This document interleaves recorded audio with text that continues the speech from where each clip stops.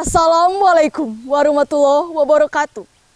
Salam sejahtera, salam, Om Swastiastu, Namo Buddhaya, salam kebajikan.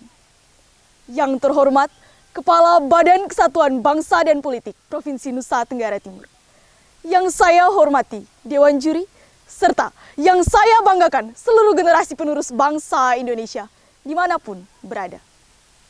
Terimalah salam saya, Made Intan Dujayanti, perwakilan dari SMA Katolik Fides Quaerens Intellectum, Keva Manado. Saudara-saudari yang saya kasihi dan saya banggakan.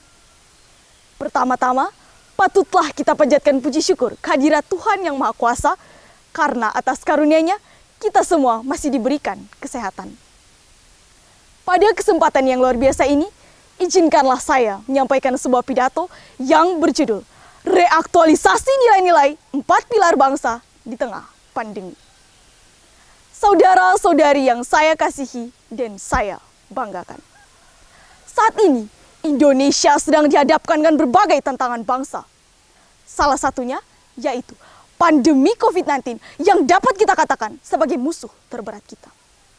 Musuh yang satu ini bahkan tidak hanya hebat dalam merenggut nyawa, namun juga sangat berpotensi merusak atau bahkan menghancurkan keempat pilar bangsa Indonesia, yaitu Pancasila, Negara Kesatuan Republik Indonesia, Undang-Undang Dasar Negara Republik Indonesia tahun 1945, dan Bhinneka Tunggal Ika. Saudara-saudari, hal ini mungkin memang sulit untuk dipercaya. Namun, inilah faktanya. Pertama, munculnya isu-isu yang memecah fokus dan kepercayaan masyarakat terhadap pemerintah dan orang di sekitarnya. Seperti berita hoax tentang jumlah pasien terpapar COVID-19 dan kondisi suatu daerah yang dilebih-lebihkan. Hal ini mengakibatkan konflik dan kekhawatiran berlebihan dalam masyarakat, sehingga berpotensi memecah persatuan dan kesatuan bangsa hingga merusak implementasi Bhinneka Tunggal Ika sebagai ideologi negara.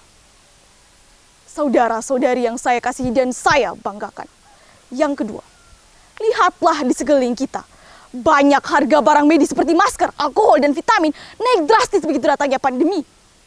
Alat dan obat yang sangat dibutuhkan dalam kondisi pandemi ini justru dialihfungsikan sebagai suatu bentuk keuntungan pribadi oleh pihak yang tidak bertanggung jawab.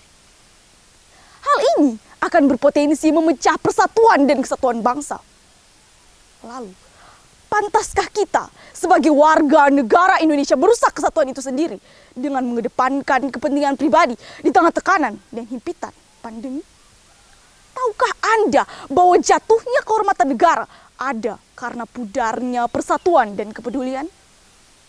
Kita terlalu mengagungkan keegoisan hingga secara sengaja merusak martabat bangsa. Saudara-saudari yang saya kasihi dan saya banggakan. Yang ketiga, kondisi pandemi di Indonesia belum menampakkan tanda kapan akan berakhir. Namun, praktik korupsi yang melanda tanah air juga tidak terkendali. Mulai dari kartel minyak, korupsi uang negara, bahkan pengurasan dana bantuan sosial terus saja terjadi. Padahal, dalam Undang-Undang Nomor 20 Tahun 2001, Undang-Undang Nomor 19 Tahun 2019, dan Peraturan Pemerintah Nomor 44 Tahun 2021 jelas menekankan kita untuk menghindari hal-hal tersebut. Namun, Undang-Undang Dasar atau Konstitusi sebagai norma hukum atau hukum dasar dalam kehidupan negara saja masih kita anggap sepele. Jika cara berpikir kita saja masih seperti ini, bagaimana negara kita akan beralih menjadi negara maju? Mimpi indah, saudara-saudari. Yang keempat, protokol kesehatan yang dianggap sepele. Dengan keegoisan individu, diciptakanlah kerugian bagi orang lain. Kami menangis, Anda tertawa. Di saat kami rela batal mudik, tetapi dengan senangnya Anda malah berpesta. Kelalaian inilah yang merusak implementasi Bhinneka Tunggal Ika.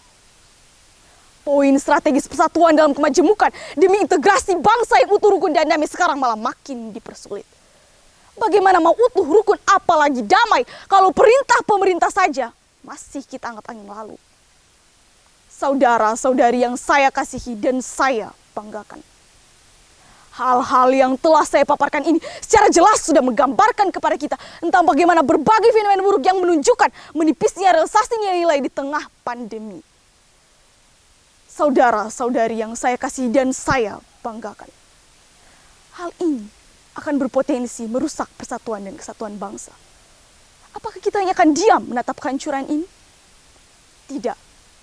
Kita harus menjadi agent of change untuk bangkit dalam persatuan dengan meminimalisir sikap keegoisan kita serta bertindak berbasis akal sehat yang bukan sekedar pencitraan.